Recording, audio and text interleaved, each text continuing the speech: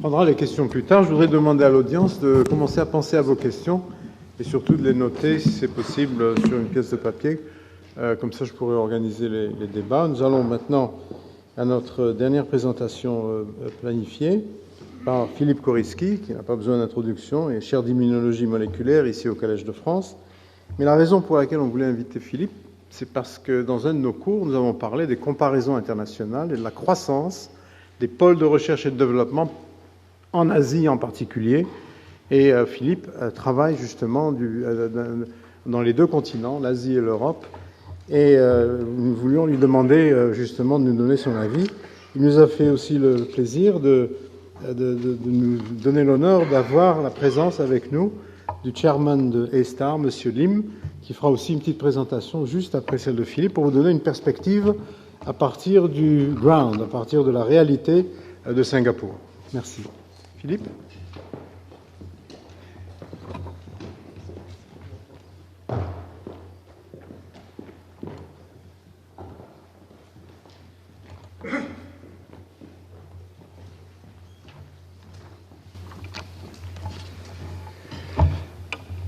Tout d'abord, je voudrais vous dire à quel point j'étais heureux d'entendre les exposés de ce matin à propos de l'évolution positive de notre pays en matière de recherche. Nous sommes nombreux ici à avoir combattu pour que cette évolution des universités, du système de recherche en général ait lieu. Je me souviens pour ma part avoir été avec quelques collègues le porteur d'un manifeste dont l'acronyme était vigoureux puisque c'était donner un nouvel essor à la recherche française et l'acronyme faisait du nerf. Et je me réjouis vraiment beaucoup de voir à quel point notre pays en 3 ans a évolué. Je m'en réjouis d'autant plus que la comparaison avec d'autres espaces de recherche nous montre que cette évolution était urgente. Et donc, je vais vous parler un tout petit peu de l'expérience que j'ai eue en travaillant un petit peu en Asie. Alors, c'est une expérience, je m'empresse de le dire, qui est très partielle. Je ne prétends pas connaître la culture asiatique. Donc, ce sont des expériences vécues, comme Elias nous l'avait demandé, donc des impressions que je vais vous livrer de façon un petit peu désordonnée, mais qui quand même, je pense, vous donneront quelques idées sur ce qui se passe. Et je ne doute pas que Lim Chuan Po complétera bien sûr ces impressions de façon efficace. Voilà ma petite légitimité, entre guillemets. Lorsque j'étais directeur de l'Institut Pasteur, il y a pas mal d'Instituts Pasteur en Asie, et j'ai eu la chance, l'opportunité et la fierté, je dois dire, d'en créer plusieurs, notamment réformer l'Institut de Hong Kong, créer l'Institut Pasteur de Shanghai, créer l'Institut Pasteur de Séoul, et décider de la création d'un Institut Pasteur au Laos. En plus, les hasards de la vie, et ce hasard de la vie s'appelle en fait Sidney Brenner, m'a conduit à Singapour et où j'ai commencé à siéger dans un comité important, puis ensuite à monter un institut de recherche en immunologie. Alors, j'ai essayé encore une fois, je vais vous livrer un certain nombre d'impressions. La première impression que je retire de ces une dizaine d'années où j'ai côtoyé l'Asie beaucoup plus que les États-Unis d'ailleurs, est que finalement, on a confiance dans la science. La science est un moteur de développement économique et de progrès. La mise en question de la notion de progrès que l'on entend fortement ici, et notamment en France, n'est pas du tout de même nature. Et il y règne une sorte de philosophie utilitaire de la science qui contraste dans une certaine mesure avec la prétendue recherche désintéressée du savoir, qui existe certes, mais qui ne peut pas être le moteur de toute la recherche et de tout le développement. C'est un point de positivité qui, personnellement d'ailleurs, et j'adore la recherche et la recherche fondamentale en particulier, ne me gêne absolument pas, parce que j'ai toujours pensé que la philosophie pasteurienne de la recherche était une philosophie de recherche utile, et que la recherche fondamentale est belle, magnifique, mais quand elle est utile, elle est encore plus belle et plus magnifique. Et il me semble que c'est un message que Louis Pasteur nous a délivré. On note aussi en Asie une volonté extrêmement forte de développement, bien sûr. La Corée du Sud cible 5% de son produit national brut en R&D. Je ne suis pas sûr que la Corée du Sud y parviendra, mais la cible est très importante. Vous entendrez bien sûr que Singapour fait un effort considérable. Vous savez bien qu'en Chine, il y a des investissements massifs et que l'Inde suit également avec de très gros investissements. J'en profite pour dire que l'argent n'est pas tout. L'argent, c'est une chose, mais il y a aussi les procédures. Et par exemple, la rapidité avec laquelle on est capable d'opérer des recrutements à Singapour, puisque j'en ai l'expérience, est telle qu'on peut identifier un candidat, le recevoir, l'évaluer, le recruter et le mettre, si j'ose dire, au travail à Singapour en moins de 2 mois. Évidemment, ça n'a pas grand-chose à voir avec un certain nombre des procédures habituelles. Cela comporte des risques, mais cela, évidemment, comporte également quelques bénéfices en matière de rapidité. Pour vous donner un exemple, SIGN, le Singapore Immunology Network, que j'ai l'honneur de présider, avait une vingtaine de chercheurs il y a 3 ans et demi, et maintenant il y a 200 chercheurs de 26 nationalités qui ont pour l'essentiel été recrutés à l'extérieur de Singapour, puisque précisément il y avait très peu, trop peu d'immunologie à Singapour. Alors, ces procédures donc sont des procédures d'un autre ordre. Mais je voudrais inscrire ce que j'ai à dire dans des considérations un peu générales, parce que l'apport de l'Asie, c'est pas seulement les différences de l'Asie avec le système occidental, c'est également le déplacement d'équilibre qui va se produire et qui est en train de se produire dans un contexte que je voudrais rappeler. Il me semble que dans les sciences de la vie, il y a bien sûr beaucoup d'évolutions majeures. L'une d'entre elles est bien sûr l'accroissement du volume des connaissances. Alors, je vous donne des clichés qui sont évidemment très bien connus, mais voilà la fameuse courbe de PubMed qui montre la croissance exponentielle du nombre des publications, et ça vous donne une idée de ce qui se passe. Je reviens en arrière pour commenter cela parce que ça a beaucoup de conséquences en termes de croissance des bases de données, mais au niveau du chercheur de base, ça entraîne des impossibilités. L'impossibilité de lire tout ce qu'il faudrait lire, l'impossibilité de citer toutes les sources, et cela n'est pas sans conséquence. Un deuxième changement a déjà été noté, évidemment, surtout avec la conférence de Peter Hutking. C'est un changement épistémologique. Nous sommes entrés dans l'ère où on cherche la complétude de l'information, associée, bien sûr, à sa complexité. Et j'ai remarqué que ce cliché, maintenant bien connu, a été cité plusieurs fois. Nous sommes dans l'ère des omics, la génomique, la transcriptomique, etc., etc. Nous sommes dans l'ère de la complexité, mais le genre d'objet avec lequel nous travaillons maintenant, c'est ça. Ça, c'est déjà ancien, ça date de 7 ans, c'est un schéma des réseaux d'interaction de seulement 10% des protéines de la levure, et c'est ça l'objet de travail. Autant vous dire qu'on n'y comprend rien si on ne modélise pas, et donc il y a un changement de boîte à outils intellectuelle qui était essentiel à opérer. Alors, cette évolution, et ensuite je reviendrai bien sûr à ce que provoque l'arrivée de l'Asie, l'arrivée massive de l'Asie dans le paysage. Cette évolution a plusieurs conséquences. La première, c'est que je pense personnellement que l'actuel système de revue par les pairs est devenu très imparfait, tellement imparfait qu'il pose vraiment problème. Il pose problème au niveau de la qualité des évaluations, il est d'une équité plus que douteuse. Et je pense que nous avons un véritable problème dans la gestion des publications scientifiques, avec tout ce que ça comporte d'impact sur la reconnaissance des hommes et des institutions. Et j'insiste sur le problème de l'équité parce que, comme il a été dit d'ailleurs, je ne pense pas qu'on puisse bâtir un système social stable sans un minimum d'équité. Une autre conséquence, c'est le retour des échanges oraux avec d'énormes symposia. Vous avez quelques symposiums à 15 000, 20 000 participants. Qu'est-ce que ça veut dire socialement que des bazars pareils? Vous avez une commercialisation incroyable de la formation orale, vous avez du végétariat, et surtout un retour à la régionalisation.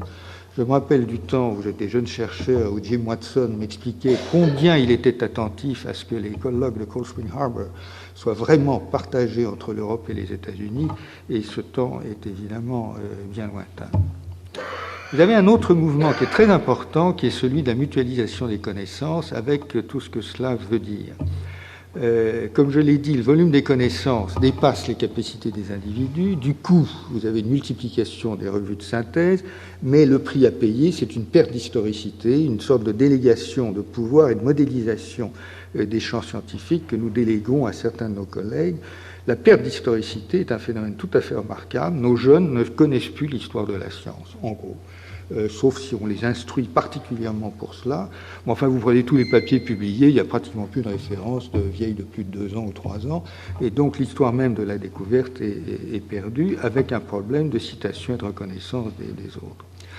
La mutualisation des ressources, ça va au-delà, ça va au niveau de l'instrumentation, des corps de patients, ça va au niveau des intelligences, et cela a d'autres conséquences. C'est, me semble-t-il, plus ou moins en France qu'a été inventé le travail international distribué en génétique. C'est le CEF, avec Jean Dosset, qui avait imaginé cette distribution du travail qui est finalement débouché sur le déchiffrage du génome humain en travail partagé, au moins dans la sphère, disons, académique. Et cela débouche sur une différence de socialisation en matière de construction de conglomérats de recherche qui sont organisés. Alors, à l'échelle mondiale, ça pose des problèmes de normalisation, de standardisation, d'annotation des données, de compatibilité des bases de données. Et je vous signale qu'il existe des centaines de bases de données. La plupart ne sont pas vraiment compatibles entre elles, et j'estime pour ma part qu'environ 90% des données scientifiques sont à peu près inexploitables dans d'autres laboratoires parce qu'elles n'ont pas été suffisamment standardisées pour que l'on puisse comparer les données. Par exemple, vous prenez les fameux microarrays, les zones les marges d'incertitude ne sont pas les mêmes selon les programmes, le facteur de différence n'est pas le même, et quand vous cherchez à adapter tout ça, en fait, vous n'avez pas la rigueur scientifique que l'on devrait souhaiter. Alors, j'en arrive maintenant, je reviens à l'Asie par un biais qui peut vous paraître un peu curieux, qui est la question démographique. La biologie moléculaire en France a 50 ans. Et c'est la DGRST qui a lancé, à cette époque, la biologie moléculaire, suite à une intervention du général de Gaulle qui avait un comité des sages. Et l'épisode est raconté dans un livre de François Jacob. Il réunit ce comité des sages et il dit, écoutez, ils étaient 16, je crois, il dit, écoutez, notre économie va mieux, on a un peu d'argent à investir, je propose qu'on investisse dans la recherche. Vous avez 5 minutes chacun dans tous les domaines pour me dire ce qui est important. Et puis, tour de table, et puis au bout du compte, il réfléchit, il dit, écoutez, le nucléaire est déjà servi, dans tout ce qui m'a été dit, moi j'y connais rien, mais il y a quelque chose qui fait tilt là quand même, ce qu'a dit Latarjet, la biologie moléculaire, ça me paraît pas mal ça. Allez, on met tout l'argent là-dessus. Et c'est comme ça qu'est née la biologie moléculaire en France. En tout cas, aujourd'hui, je calcule à la louche que nous sommes 60 000 biologistes en France.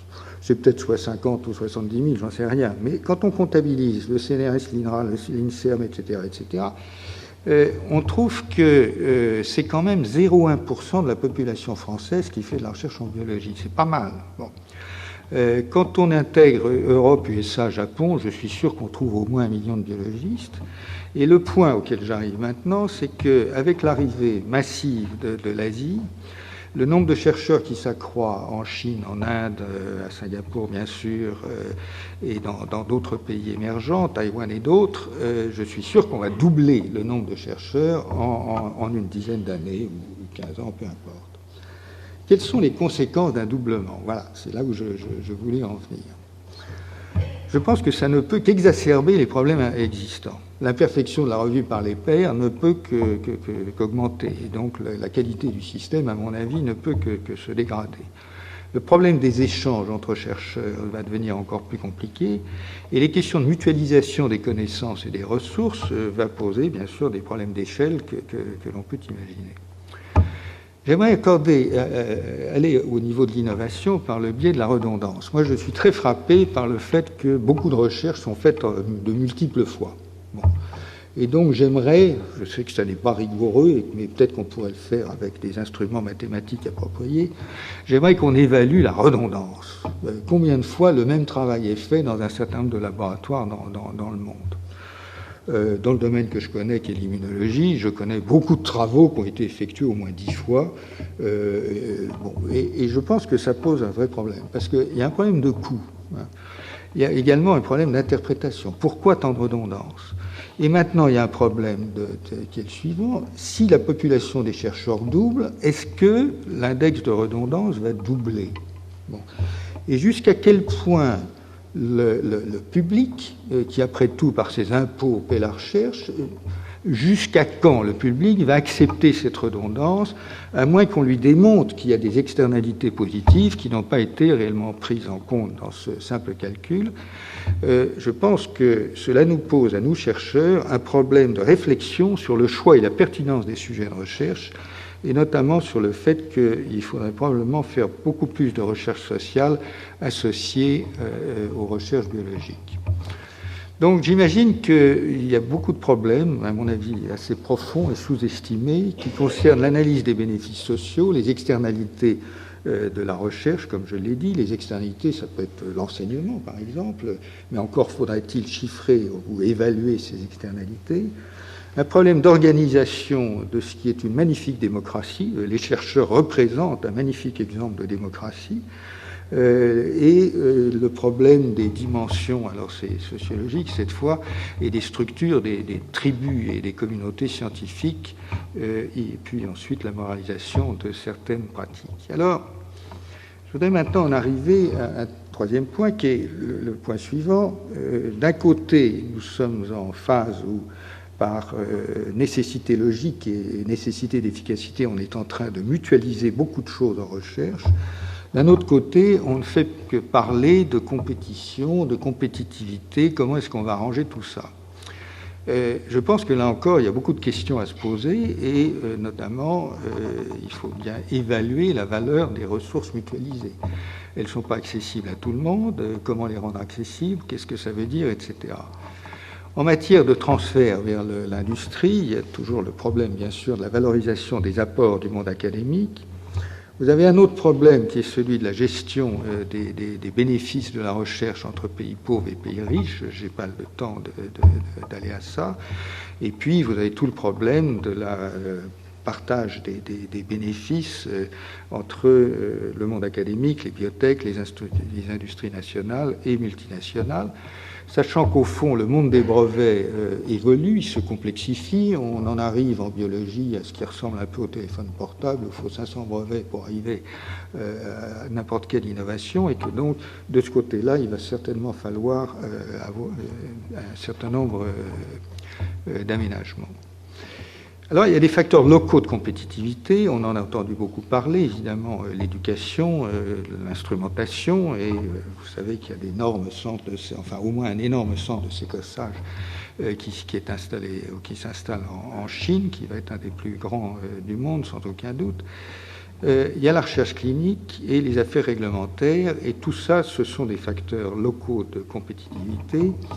Et je voudrais insister sur l'un d'entre eux, cela pourra vous étonner un peu, mais c'est sur la question réglementaire. Alors, je fais ici référence à ce rapport qu'avec Geneviève Vinet, nous avions fait pour le Premier ministre il y a 11 ans, sur le principe de précaution, et vous dire que, bon, je vais continuer à réfléchir un petit peu à la question, mais surtout sous l'angle de l'impact du principe de précaution sur la réglementation. il est indubitable que les réglementations sont connectées à la perception que l'on se fait de la sécurité, enfin certaines réglementations de la sécurité, et donc quelque part du principe de précaution, évidemment dans notre pays, comme William Dab l'a superbement expliqué. Alors, la question de la réglementation en matière de sécurité sanitaire, puisque c'est de ça dont je voudrais parler maintenant, c'est bien sûr, on a déjà un niveau de sécurité élevé. On peut encore gagner en sécurité, peut-être. À quel prix? Qui en décide? Et quel impact international cela peut avoir? Je vous livre sans preuve ce qui est ma conviction, c'est-à-dire que nous avons atteint des niveaux de réglementation qui sont contraignants et qui peuvent commencer à devenir problématiques et qui, de toute façon, posent un problème de science, tout simplement parce que, pour la plupart des réglementations, au moins dans ce pays, les rapports bénéfices-risques sont peu, mal ou pas évalués. Ils le sont éventuellement avant que la réglementation soit mise en place, mais enfin le suivi de la réglementation après fait l'objet de très peu d'études. Est-ce que ce phénomène d'accroissement de lourdeur de réglementation est lié à la diminution de la productivité de la R&D qui a été déjà mentionnée? J'en suis personnellement assez convaincu, mais je ne peux pas le prouver. Bon. Et donc, ma théorie néanmoins est qu'il est intéressant de suivre ce qui se passe dans les pays émergents ou dans les pays pauvres, tout simplement parce que pour une sécurité qu'ils veulent bien sûr équivalente, ils sont obligés de faire au moins aussi bien pour moins d'argent. Et donc je pense que les pays riches finiront par apprendre des pays pauvres un certain nombre de procédures parce que je pense que notre système n'est pas soutenable.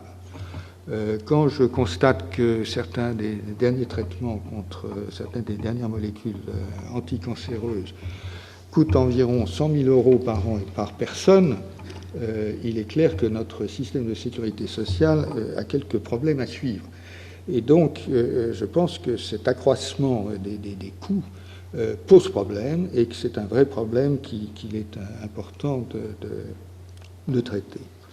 Pour vous dire le fond de ma pensée, et j'avais publié avec Isabelle Giry un article sur la question il y a quelque temps, je suis convaincu qu'il nous faut une science de la régulation.